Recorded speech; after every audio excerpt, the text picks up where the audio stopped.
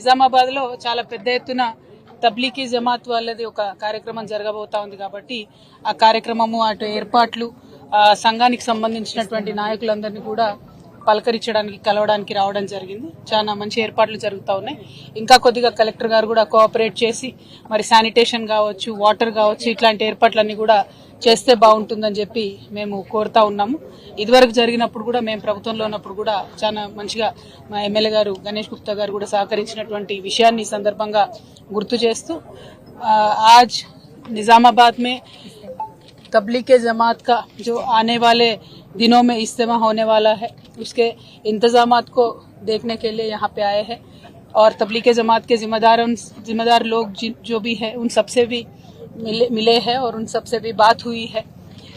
तबलीग के बारे में जब भी हम सुनते हैं या सोचते हैं तो बहुत एक अच्छा फीलिंग आता है, क्योंकि हमेशा कुरान शरीफ में जो अच्छे बातें बताए गए हैं वो बातें सारे मुसलमानों को याद दिलाते हुए एक अच्छा फीलिंग के साथ आगे बढ़ने वाली जमात है. तो तबलीग जमात के सारे जिम्मेदार लोग जहाँ पे भी तेलंगाना में हैं, आप सबसे मैं यही गुजारिश करती हूँ, आप दुआ कीजिए, तेलंगाना के तरक्की के वास्ते दुआ कीजिए, तेलंगाना के तमाम आवाम अच्छे रहे उसके बारे में आप दुआ कीजिए. यही हमारी आपसे रिक्वेस्ट है. ये दुआ इस समय में बहुत ज़रूरी है, क्योंकि आज यहाँ कांग्रेस पार्टी हुकूमत में है, रेवंत रेड्डी साहब की सरकार चल रही है और जो कांग्रेस पार्टी ने वादे किए थे माइनॉरिटी कम्युनिटी के लिए, जो चेवेल्ला डिक्लेरेशन करके उन्होंने वादा किया था, आज उन कोई भी वादे के ऊपर उन्होंने अमलावरी नहीं की है. तो मैं यहाँ से डिमांड करती हूँ रेवंत रेड्डी साहब को, आप चेवेल्ला डिक्लेरेशन को इमीडिएटली अमल कीजिए. आप पे कोई भरोसा नहीं करने वाला था, इसीलिए आप लगातार गांधी फैमिली को तेलंगाना पे लाते रहे और उनके भरोसे पे थोड़े यहाँ पे लोग भी आपको वोट दिए. और माइनॉरिटी डिक्लेरेशन अब जब कर रहे थे तब सलमान खुर्शीद साहब को भी लेके आके आपने माइनॉरिटी डिक्लेरेशन का पूरा ओपन करके दिया था, लेकिन जितने भी उसमें वादे हैं वो एक भी आपने आज तक अमल नहीं किया. आपने बजट के बारे में बात किया, जो माइनॉरिटीज को मुसलमानों को इस बार बजट में दिए उसमें 4% भी आज तक आपने खर्च नहीं किया. और जो आप ये अलगा व्यवहार माइनॉरिटी कम्युनिटी से कर रहे हैं, हम इस पे बिल्कुल भी खुश नहीं है, या माइनॉरिटीज भी खुश नहीं है. तो मैं आपसे यही डिमांड करती हूँ कि इमीडिएटली आप माइनॉरिटीज के जितने भी वादे हैं वो निभाइए. इस साल का बजट आपने 3000 करोड़ दिया है, लेकिन खर्च सिर्फ 700 करोड़ आपने किया है.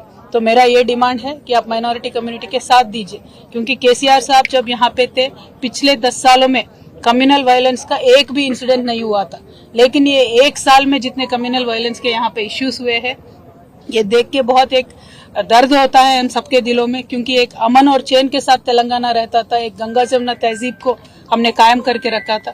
लेकिन जब से रेवंत रेड्डी साहब आए हैं ये तो कम्युनल वायलेंस पे ना ध्यान दे रहे हैं, ना मुसलमानों के तरक्की पे ध्यान दे रहे हैं, ना हिंदुओं के तरक्की पे ध्यान दे रहे हैं. इसीलिए मुझे लगता है जो जिस उनका व्यवहार है, उनका बर्ताव है, मुझे तो लगता है कि उनके रूट्स सारे आरएसएस में है, इसीलिए एक डिफरेंशियल ट्रीटमेंट ये दे रहे हैं ऐसा मुझे लगता है.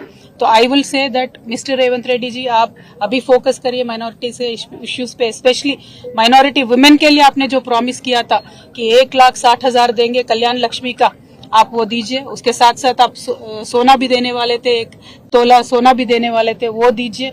पढ़ाई के वास्ते जो टिम्ब्रिस के हमने स्कूल कायम करके रखे थे, आज उनका क्वालिटी देख के तो बहुत ही डर लग रहा है. आप क्वालिटी अच्छा बना के टिम्ब्रिस को चलाइए. तालीम के वास्ते, माइनॉरिटी बच्चों के तालीम के वास्ते आप जोर दीजिए, रिव्यू कीजिए. और जॉब्स में सब चीज़ों में भी माइनॉरिटीज़ को आप आगे फुट में रखिए, ये हमारा डिमांड है. और रेवंत रेड्डी साहब का मैं यही कहना चाहती हूँ कि निज़ामाबाद में बहुत ही ज़्यादा पॉपुलेशन है माइनॉरिटीज़ का, हैदराबाद के बाद बिगेस्ट पॉपुलेशन निज़ामाबाद में है. तो यहाँ लेकिन आज तक भी कुछ भी बजट निज़ामाबाद में आया नहीं है. यहाँ से शबीर अली साहब भी है, उन्होंने कंटेस्ट भी किया, लेकिन शबीर अली साहब ने भी कुछ भी जोर नहीं दिया, 1 भी रुपया निज़ामाबाद के लिए एडिशनली यहाँ पे नहीं आया है. तो मैं आपसे यही डिमांड करूंगी और लगातार मैं यही कहते रहूंगी कि जो भी कम्युनल इश्यूज है उन सब पे आप जोर दीजिए, चाहे वो जयनूर का इश्यू होने दीजिए या कुछ भी इश्यू होने दीजिए, उस पर जोर दीजिए और शांति कायम करके रखिए. Thank you. जय तेलंगाना.